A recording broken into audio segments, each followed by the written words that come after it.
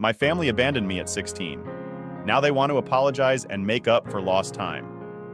Alright, so I'll just jump right in and say that life wasn't perfect, but it wasn't terrible either before things really went off the rails.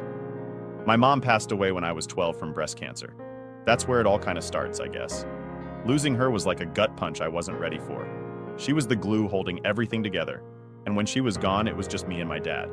It was rough for sure, but we did okay for a while. He worked long hours, and I just kind of kept to myself, trying to figure things out in a world that didn't make sense anymore. It's not like my dad was a bad guy.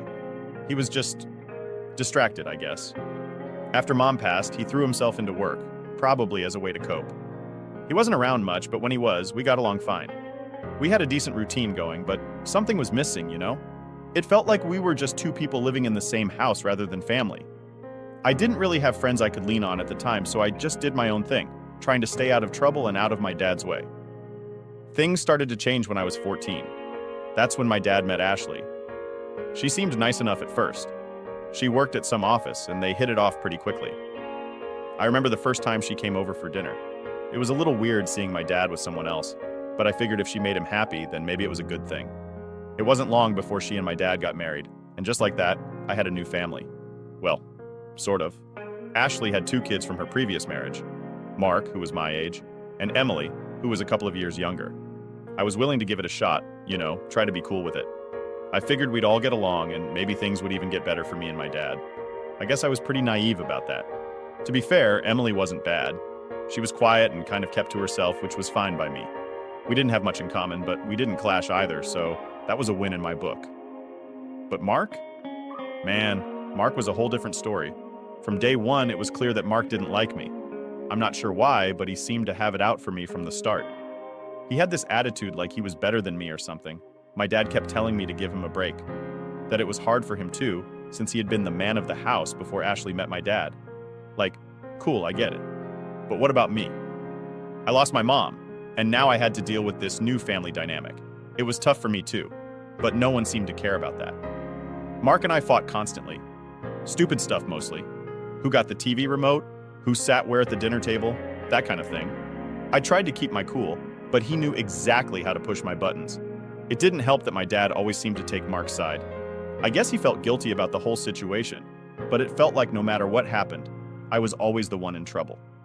One time, we got into a huge argument because Mark stole one of my shirts and refused to give it back. When I confronted him, things got heated, and we ended up wrestling on the floor. Of course, Ashley walked in right as I was pinning him down, and she lost it. She screamed at me, saying I needed to learn how to control my temper, and that Mark was just trying to adjust to his new life. I was the one who got grounded for a week, even though it was Mark who started the whole thing. It wasn't just the fights that got to me. It was the way my dad seemed to be slipping further away. He and Ashley were always wrapped up in their own world, going out on dates or spending time with her side of the family. It felt like I was being slowly pushed out of my own home. I'd come home from school, and there would be this tension in the air, like everyone was walking on eggshells around me. It was exhausting, and it started to wear me down. When I turned 15, I finally had something that made me feel like my life wasn't completely falling apart. Her name was Lisa, a girl I met at school. We started hanging out, and soon enough, we were dating.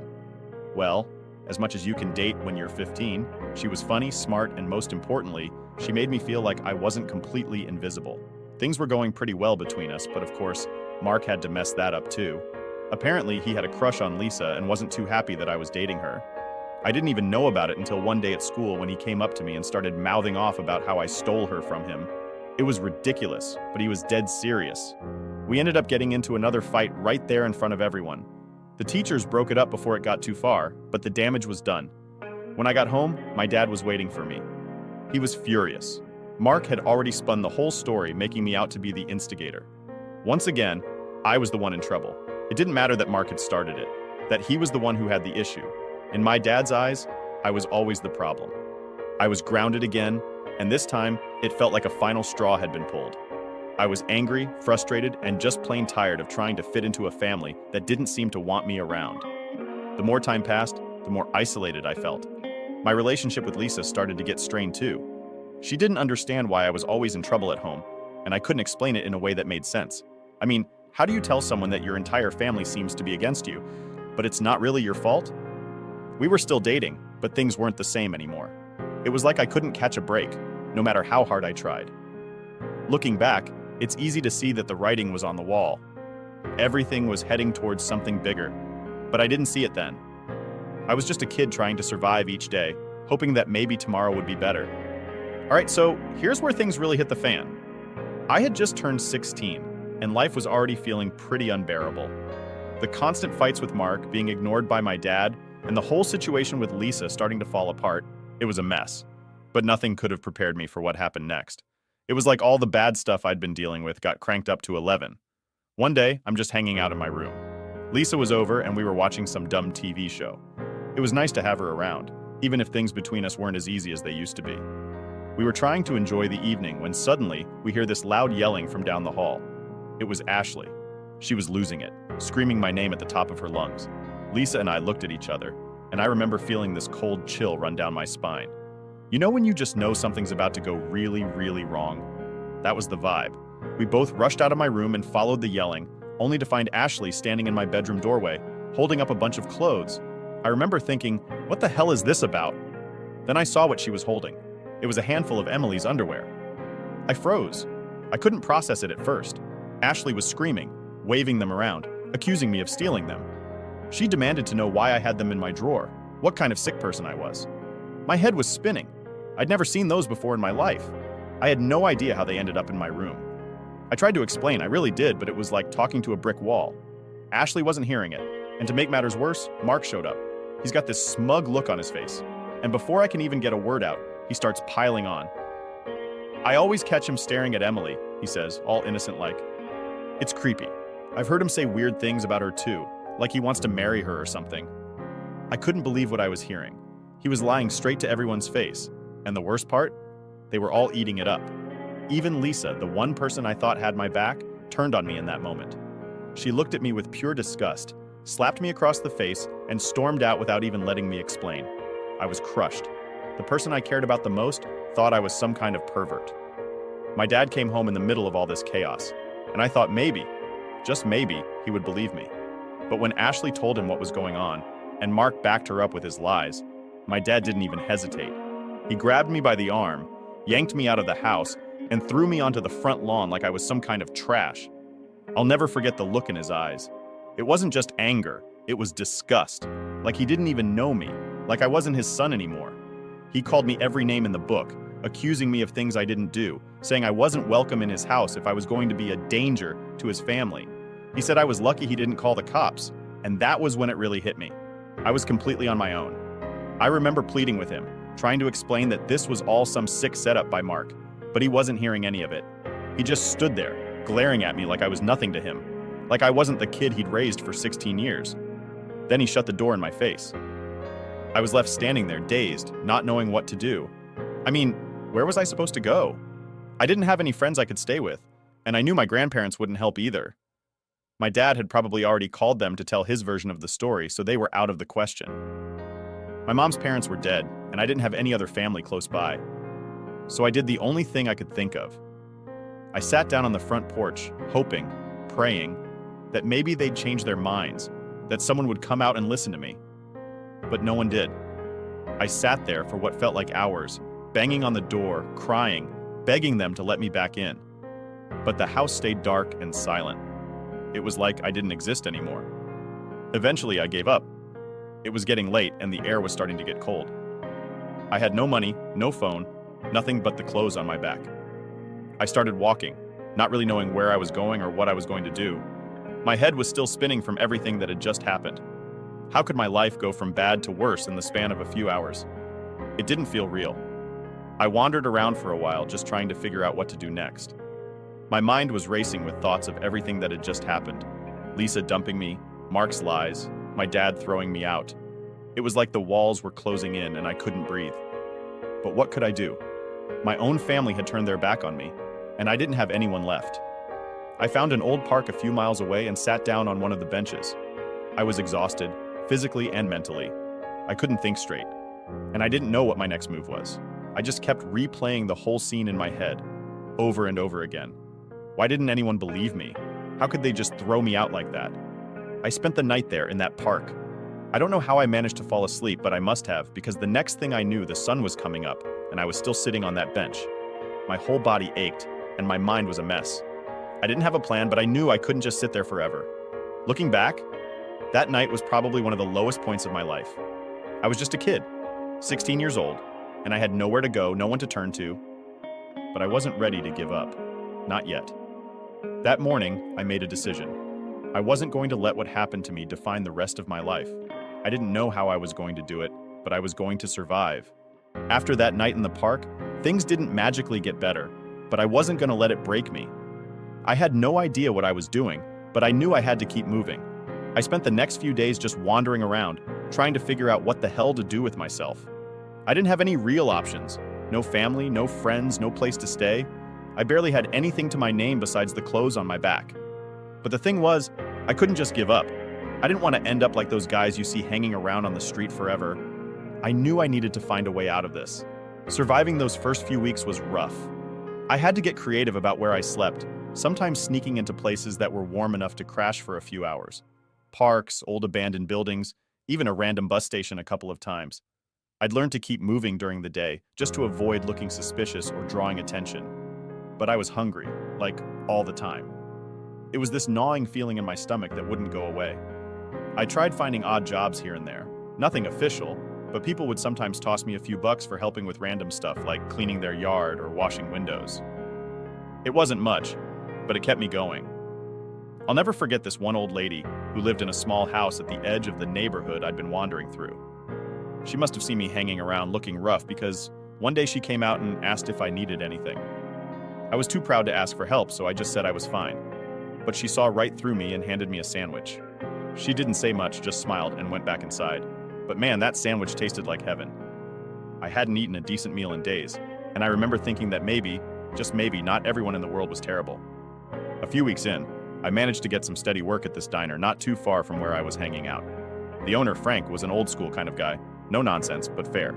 He could tell I was in a rough spot, but he didn't pry. He just asked if I wanted to work in exchange for some food and a little cash under the table. It wasn't much, but it was something. I started washing dishes and cleaning up after hours. Frank didn't care that I didn't have an address or that I was basically homeless. He just needed help and I needed the money. It was a fair trade and it kept me off the street for a while. Working at the diner gave me some kind of purpose again. It wasn't glamorous, but it was steady. I could clean myself up in the restroom, and Frank even let me have meals from the kitchen when the shift was over. I didn't feel like a complete waste of space anymore. I started saving whatever little bit of cash I made, hoping to get enough together to rent a cheap room somewhere. It wasn't much, but it gave me a goal to work toward, and that was more than I'd had in a long time. One day, while I was cleaning up after a busy lunch rush, this guy came into the diner looking like he'd been through some stuff too. He was older, probably mid-30s, and had this kind of worn-out vibe. He wasn't homeless or anything, but you could tell life had knocked him around a bit. His name was Dave, and after he sat at the counter for a bit, we started talking while I was wiping down the tables. Turns out, Dave worked at a local gym. Not one of those fancy places you see on TV, but a gritty, no-nonsense boxing gym. He mentioned that they were always looking for people to help out, and he could introduce me to the owner if I was interested. I didn't know anything about boxing, but at that point, I was willing to try anything. Plus, the idea of working at a gym seemed way better than scrubbing dishes all night. A couple of days later, I showed up at the gym. It wasn't much to look at, just a bunch of old equipment, punching bags, and a ring that had seen better days. The owner, Mr. Jacobs, was this gruff, old-school kind of guy. He looked me up and down, probably thinking I was just some kid who didn't know what he was getting into. But he gave me a shot. He said if I could help clean up around the place, keep the equipment in shape, and maybe spar a bit, he'd pay me a little and teach me the basics of boxing. I wasn't sure if I'd be any good at it, but I figured, why not? At least it was something different. And honestly, the first time I stepped into the ring, I was terrible. I had no idea what I was doing, swinging wild punches like I was in a street fight. But Mr. Jacobs didn't give up on me. He was tough, but he taught me the basics. How to move, how to throw a proper punch, how to keep my guard up. It wasn't long before I started getting the hang of it. There was something about boxing that clicked with me. It was physical, sure, but it was also mental. It wasn't just about hitting harder than the other guy. It was about strategy, about controlling your emotions and staying calm under pressure. In a weird way, it helped me deal with all the anger and frustration I'd been carrying around since my family threw me out. It gave me an outlet, something to focus on that wasn't just surviving from one day to the next. Before I knew it, I was spending more time at the gym than anywhere else. I wasn't amazing or anything, but I was getting better. And as I got better, I started to feel stronger, not just physically, but mentally too. I felt like I was taking control of my life again, even if things were still far from perfect. It wasn't like boxing magically fixed everything, but it gave me something to believe in, something to keep going for. Mr. Jacobs wasn't the type to hand out compliments, but one day after a sparring session, he gave me a nod and said, "You've got potential, kid. Don't waste it." That might not sound like much, but coming from him, it was huge. I wasn't sure what I wanted to do with my life yet, but I knew I didn't want to waste whatever chances I had left. Those months at the gym were a turning point for me. I wasn't just some lost kid on the streets anymore. I had a job, a goal, and for the first time in a long time, I felt like I had a future. It wasn't much, but it was mine, and that was enough to keep me going. By the time I hit my mid-30s, life looked nothing like I expected it would back when I was a kid. Honestly, if you had told me at 16 that I'd be standing here today, married with a family and an actual career, I would have laughed in your face. But here I was, far from where I started. And for the first time in a long while, things felt solid. Like I had a foundation under me instead of just barely hanging on, you know? I met Sarah at this little cafe near the gym where I was still working. She was different from anyone I'd met before. There wasn't any of that forced small talk or awkwardness. We just started talking, and it was easy. She wasn't prying into my past or making me feel like I had to explain every part of myself. I didn't have to be anything but me around her, and that was rare. I hadn't had that since way before all the chaos happened with my family. At first, I wasn't sure where things were going. I wasn't the type of guy who thought much about long-term relationships. I mean, my history with that sort of thing wasn't exactly great, but Sarah made me rethink all of it. She saw something in me that I hadn't seen in myself for a long time. She believed in me, even when I wasn't so sure I deserved it. We started dating, and before I knew it, 2 years had flown by. Things between us just worked. There weren't any games or drama. She was real, and that's what I needed. She pushed me in the right ways too. I'll never forget the day she sat me down and told me I needed to get my GED. She didn't nag me about it, didn't make me feel dumb, just laid it out plain and simple. "You're smarter than you give yourself credit for," she said. "You've got potential, and I'm not letting you waste it." That was a turning point for me. I guess, deep down, I knew I couldn't stay at the gym forever.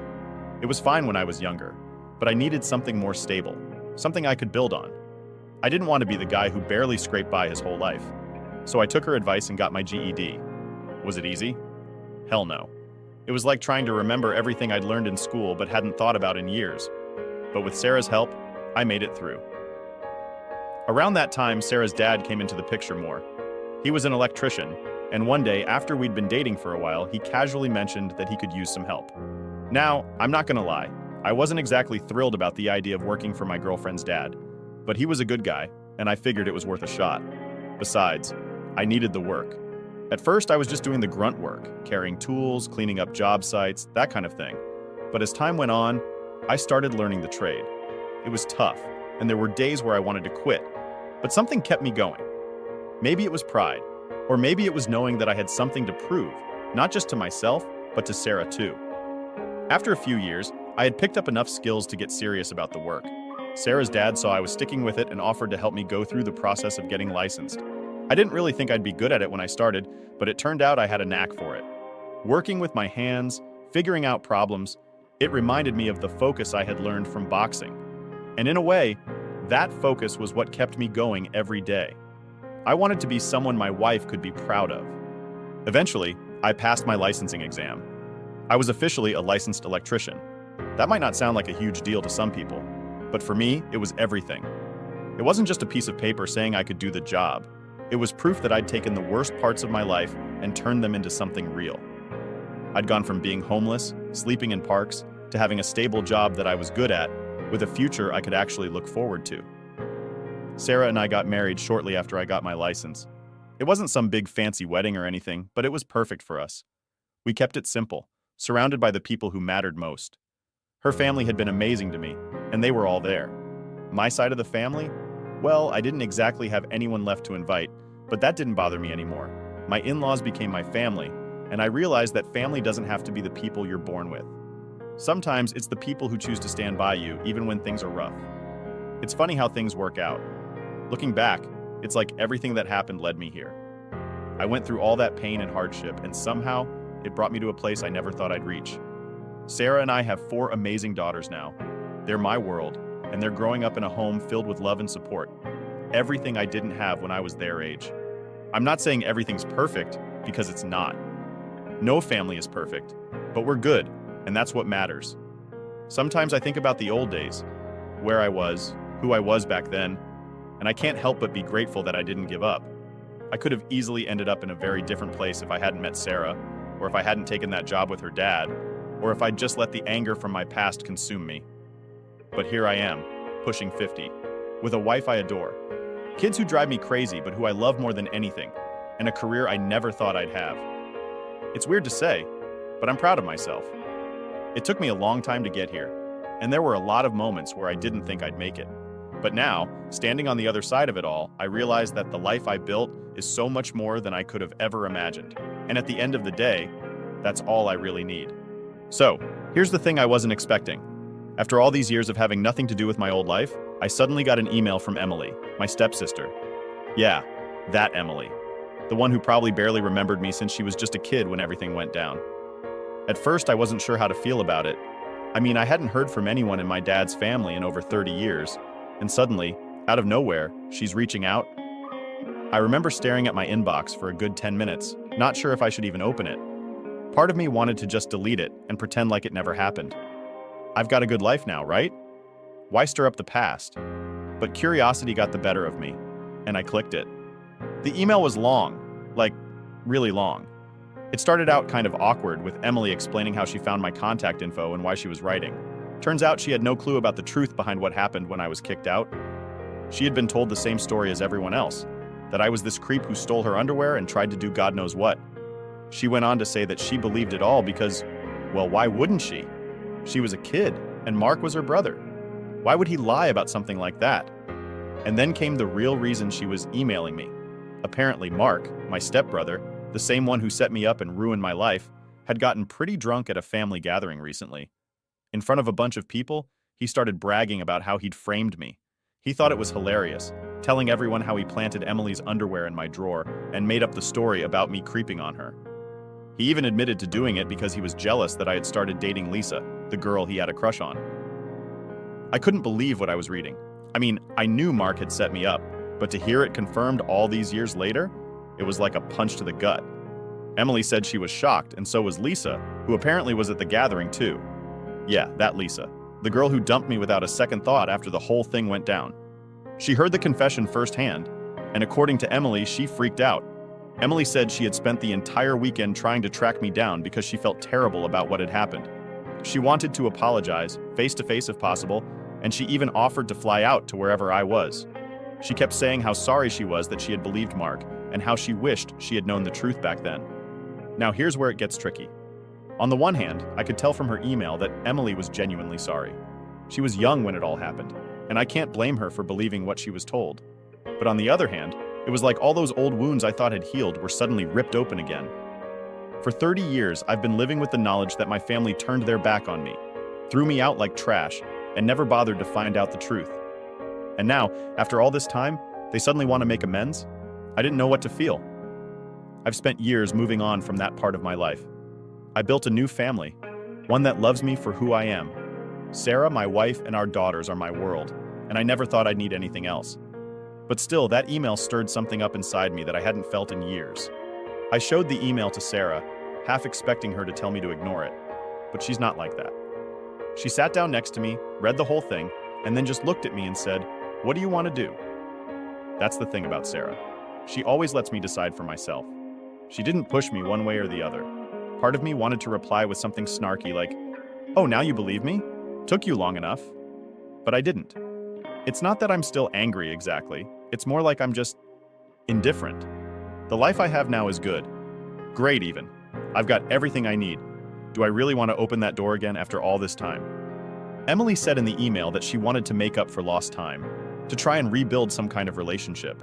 She didn't mention my dad or Mark though, and honestly, I didn't care about hearing from them. They're the ones who made the choice to believe a lie and throw me away. As far as I'm concerned, they can stay in the past where they belong. But Emily? I don't know. She was just a kid back then, caught up in the middle of a mess she didn't create, and it sounded like she was genuinely trying to make things right. That's what makes this so hard. If she had been reaching out with some half-assed apology, I'd have no problem telling her to get lost. But she seems like she really means it, and now I'm stuck wondering if I should let her back into my life, even just a little. I haven't replied yet. Every time I sit down to type something, I freeze. It's like all the words I want to say just get stuck. Do I want to forgive them? Do I want to let go of everything that happened and pretend like we can just move on? I don't know. And then there's Lisa. Emily mentioned that Lisa wanted to reach out to me too, but she didn't know how I'd feel about it. Honestly, I don't even know what to say to her. After everything that happened, she just walked away and never looked back. She never gave me a chance to explain myself, never questioned whether Mark might have been lying. She was part of the reason I ended up on the streets. I've spent years building a life without any of them, and I don't need their validation or their apologies to feel whole. But at the same time, there's this part of me, this small, quiet part, that wonders if maybe, just maybe, letting them say their piece could give me some closure I didn't know I needed. For now, though, I'm just sitting with it. I don't know what I'll do yet, but whatever I decide, I'm doing it on my terms. I've come too far to let anyone from my past mess with the life I've built. Maybe I'll reply. Maybe I won't. Either way, I'm good where I am. Update, I finally decided to reply to Emily. Took me a while to get there, but I did. I kept it short, didn't see the point in writing some long message. I told her that I appreciated her reaching out and that I was glad she knew the truth now. I didn't dive into all the stuff about how her brother basically ruined my life, and I didn't unload years of resentment or anything like that. Just said my piece and left it at that. Honestly, it felt weird to even send the email. For years, I never thought I'd hear from anyone in that part of my life again. And now I'm sitting here typing a reply to a person I'd written off ages ago. I thought it would be harder than it was. But once I hit send, it was like a weight lifted off my chest. Not a big one, but something, you know? Like, I could finally close that chapter, or at least part of it. Emily replied pretty quickly. She said she understood if I didn't want to reconnect or do any of the whole make up for lost time thing, but she wanted to apologize again in person if I was open to it. That was the tricky part for me. I wasn't sure if I wanted to open that door. An apology in an email is one thing, but face-to-face? That's a whole other level of dealing with the past, and I wasn't sure if I was ready for it. I talked it over with Sarah. Like I said before, she's good at listening without pushing me in one direction or the other. She told me that if I felt like I needed to hear Emily out in person, I should go for it. But she also reminded me that I didn't owe anyone anything, and if I wanted to just leave it where it was, that would be fine too. No pressure. After thinking about it for a couple days, I told Emily we could meet. Just her, though. I didn't want Mark or anyone else showing up. I figured it would be good to hear her out, let her say what she needed to say, and then I could decide if I wanted to keep any sort of connection with her going forward. We met at a small cafe not far from where I live. It was one of those places where no one really bothers you, which was perfect. I got there a little early and waited, not sure what to expect. When she walked in, I barely recognized her at first. I mean, it had been over 30 years. She looked different, obviously, but there was still something familiar in her face. She sat down, and for a minute, neither of us really knew what to say. It was awkward, but I guess that's to be expected. She broke the silence first, apologizing again for everything that had happened. She was tearing up, and I could tell this wasn't easy for her either. She kept saying how sorry she was that she believed the lies, how she had no idea what really happened until recently. I just listened. I didn't really have much to say at that point. After she got through the apology, we talked a bit about what had happened since then. Turns out, Mark and Lisa had split up years ago, and she hadn't spoken to him much since. She didn't give too many details, and I didn't ask. I wasn't there for a trip down memory lane. I just wanted to get this whole thing over with. By the end of it, I told her I appreciated her coming to talk, but I wasn't sure if I was ready to just let everything go. She understood, said she didn't expect me to. We parted on good terms, and I think that was enough for now. It's not like things are magically better, but it feels like I've got some closure. That's more than I thought I'd get.